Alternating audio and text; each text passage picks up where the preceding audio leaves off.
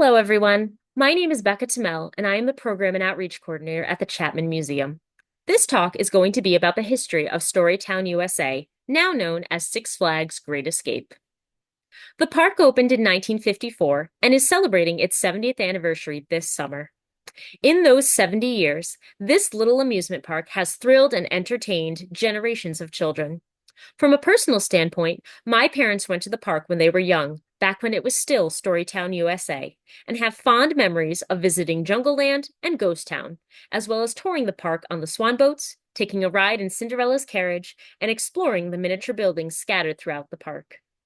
Once my parents had my sister and me, we visited the park, known to us as the Great Escape, annually, and rode those same rides, explored those same buildings, and experienced the same thrill as our parents. During this talk, I plan to share the history of this special place and its founder, the attractions we all know and love, as well as the changes the park has seen over the years. To begin, we cannot discuss Storytown USA without first discussing the mastermind behind the park, Charles R. Wood. Charles, or Charlie, was born in 1914 in Lockport, New York, near Buffalo. He was the youngest of three children in a middle-class family. Throughout his childhood, it was clear that Wood had numerous talents. He loved to tinker and experiment, including building a car in the basement of the house he grew up in. He was creative and inventive, and enjoyed making people happy. He was also a hard worker. As a young man, he held multiple jobs, including delivering papers, running a go-kart business, and working at his grandfather's dance hall. These early experiences taught Wood how to be an effective businessman. Wood attended college at the University of Michigan, but eventually dropped out after finding the tuition cost was too high. He worked for Harrison Radiator, where he met his first wife, Margaret. According to his daughter, the two met when Wood dropped a file drawer on Margaret's foot. During World War II, Wood worked for Curtiss-Wright and Douglas Aircraft. His first job was to supervise airplane mechanics for the Royal Air Force stationed in Egypt. Later, he was in the South Pacific, helping repair airplanes that had been shot down by the Japanese. After the war, Wood visited Knott's Berry Farm in Southern California.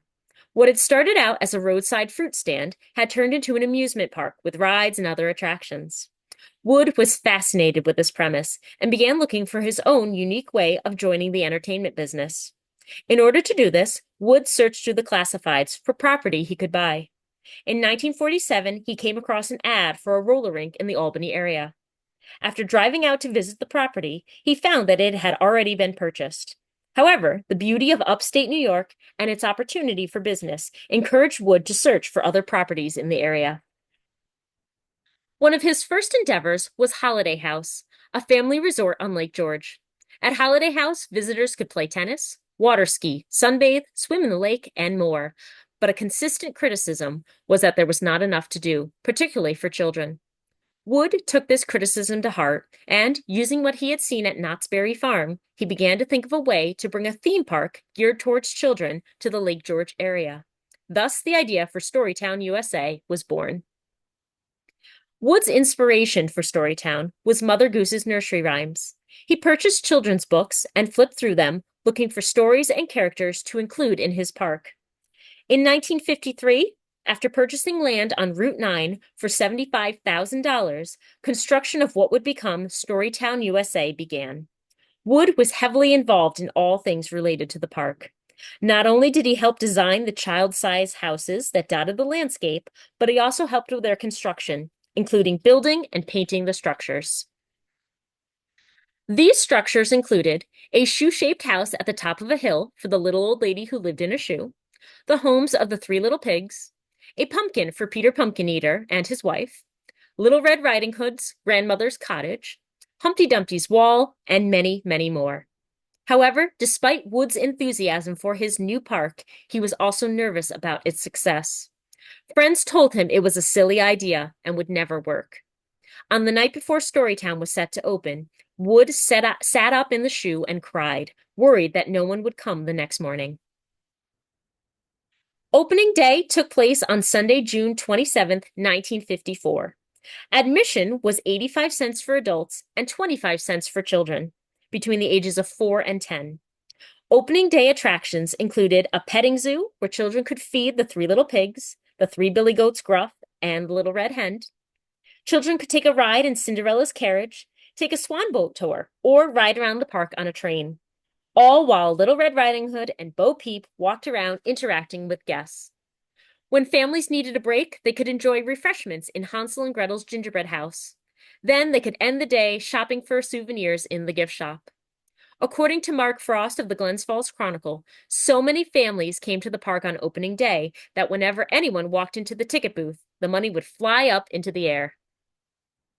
It was clear from day one that Storytown USA would be a tremendous success. And because Storytown opened 1 year before Disneyland, Wood was given the title Father of the American Theme Park. Never one to sit still, Wood constantly looked for ways to improve Storytown USA. After noticing that the park appealed mostly to mothers and children, and that the fathers were staying behind in the parking lot, Wood wanted a way to bring men and older children into the park. Ghost Town was Wood's answer to this problem and was the first expansion in the park's history.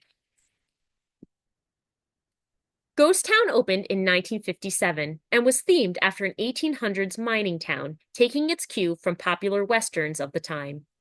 It contained Dan McGrew's Saloon, where you could order a glass of root beer, live performances by Diamond Lil and the Singing Cowboys, as well as authentic props to help bring the area come alive. But perhaps the most famous attraction in Ghost Town was the Wild Windy Bill McKay Show. In this interactive show, Marshal Windy Bill, portrayed by Daniel Claps, was tasked with bringing bank robbers to justice with the help of the audience who had gathered to watch. All the children in the audience were deputized and encouraged to join in the fun by sneaking up on the robbers and shooting at them with their finger guns. At the end of the show, participants received an honorary marshal badge, which they could wear on their shirts. Claps, aka Windy Bill, died in 2011 at the age of 90. In tribute to the lasting impact he had on Ghost Town and the park, there is a wall of honor in Claps's memory.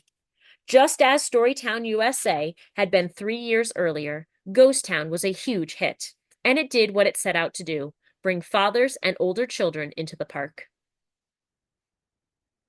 The next big expansion in the park's history was the addition of Jungleland in 1960. Jungleland was themed around a mysterious African jungle. A dark maze located beneath a thatched roof building marked the entrance to the land, and once they passed through the maze, visitors were transported into a whole new world. Large trees, tropical plants, and sound effects created a sense of being deep in the jungle.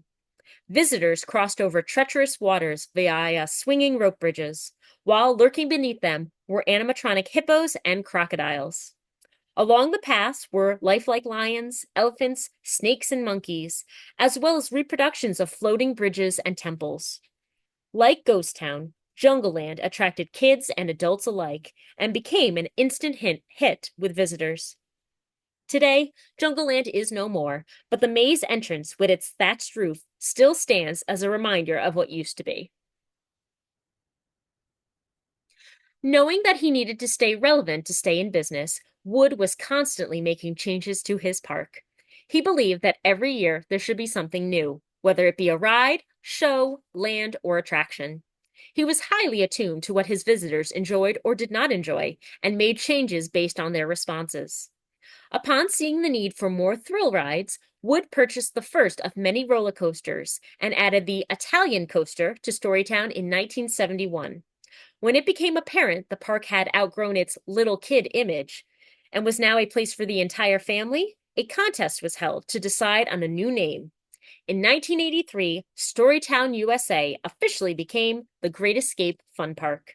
By this time, the park had over 100 rides and employed 350 people. In the park's Great Escape era, it has seen even more changes and expansions.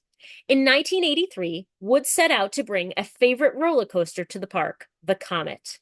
The 95-foot tall roller coaster was originally located at Crystal Beach in Ontario. A wooden coaster built on a steel frame, the Comet was and is considered one of the best wooden roller coasters of all time. Wood had ridden it and loved it, and when it was put up for sale, he jumped at the opportunity to own a piece of history. Wood purchased the Comet for $210,000 and began assembling the coaster in 1993. It opened to the public the following year. Wood was quoted as saying, quote, "You can always buy a new coaster, but to buy one of the best in the world, well, it's an opportunity I couldn't let by," unquote. Today, the Comet still thrills visitors and is one of 6 roller coasters now at the Great Escape. In 1995, Wood opened yet another addition to the Great Escape, a water park. He invested $2 million in what was then called Splashwater Kingdom, but is now Hurricane Harbor. Originally, the park included water slides, a lazy river, and Noah's Spray Ground, which was themed around Noah's Ark and geared towards children. Expansions in the coming years brought a wave pool, more intense water slides, such as the Tornado and the Big Kahuna, and a splash pad for older children called Tropical Cove. Admission to the water park was and still is included in ticket prices. Again, Wood had determined what would make visitors happy and delivered. In 1989, Wood sold The Great Escape to the International Broadcasting Corporation for $36.3 million. However, only a few years later, Wood bought the park back. Always the businessman, he bought it for less than he originally sold it for. He would sell the park again in 1996, this time to Premier Parks, which would later become Six Flags. Six Flags continues to own and operate the park today, with the official name now being Six Flags Great Escape and Hurricane Harbor. The park's branding and promotional methods have also changed over the years. In the early Storytown years, bumper stickers were placed on cars in the parking lot, but this practice changed after the park received complaints from car owners. To promote Ghost Town, Wild Windy Bill McKay and his sidekick, Tommy Atkins, a singing cowgirl, would tour local schools and shopping malls, singing and performing ventriloquist acts. After the park was purchased by Six Flags, licensing agreements with popular franchises were established to make the park more cool and more relevant, thus bringing in more visitors. In 2005, Jungleland was remade to become Looney Tunes National Park. This family-friendly area was themed around Looney Tunes characters and featured rides for kids, as well as appearances by characters like Bugs Bunny, Tweety Bird, and Daffy Duck. A year later, the Justice League characters from DC Comics were licensed to Six Flags Parks, and appearances from The Flash, Robin, Superman, and more were common in The Great Escape.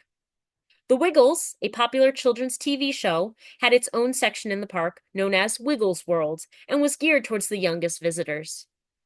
Flash passes, similar to the Disney Fast Pass, which gives riders the ability to skip the line for certain attractions, were introduced and themed around the character The Flash from the Justice League. Beginning in 2010, most of the licensing agreements were ended.